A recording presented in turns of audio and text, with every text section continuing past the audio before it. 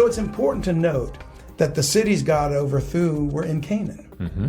The land infiltrated with demonic activity, giants, and idolatry. Okay. All right. I think that's important to keep in mind because God used the children of Israel later to exterminate the giants out of the land. That's not a coincidence that they were there. And obviously, I think the reason they focused or concentrated their attention, giants, in Canaan was because that was originally the land where God's holy mountain was, Jerusalem, in the past, even, I believe, before Adam was created. So all that can tie into this and just understanding. Now, the word Sodom in Hebrew is Sodom, and it means burning. So you can see that the city itself became synonymous with the name. You know, it's like whatever the city may have been originally named, and it could have been Sodom from the beginning. But when it was overthrown with fire and brimstone, it became, that's the city that got burned up. So burning, whether it's a foreshadowing of what it would be in its original name and it was burned up later, or whether its name became, oh, that's the city that got burned, Sodom. Seems like it would be the latter. Seems like you wouldn't name a city like burning something, right? But, well, there were odd names though, like Esau, was a name, and it became Edom, which is red, and he was a red man. But you think, well, he was named that because he was red when he was born. So I agree. It could have been after the fact. It is from an unused root.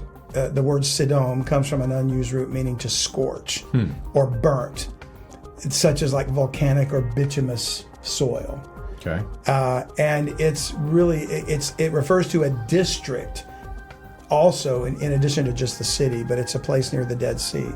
And incidentally, I think the Dead Sea became the Dead Sea because of this destruction. Wow. So all these cities would have been around the borders of what would have been at once a sea that probably from the Jordan River that watered, and it was very fertile, and that's the reason why Lot wanted to live in these cities, because it was just lush and green and fertile for agriculture.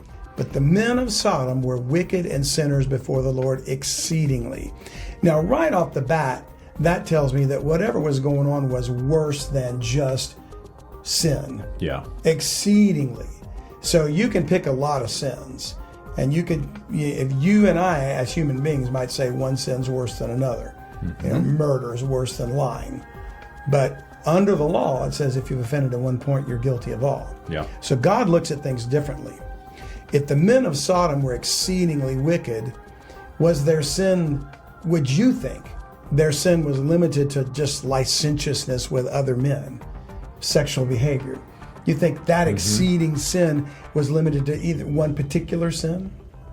I would say no. I would say it means they're doing everything. Idolatry, pedophilia, you name it. You name it, yeah. Witchcraft. Human sacrifice, witchcraft, everything. I think that this is where people, because of they know of the homosexuality that was going on, they say, oh, exceeding was the worst sin ever then, right? I think that's where they do, because again, our word for sodomy comes from the name Sodom. Yeah. And so I think they always mentally associate that.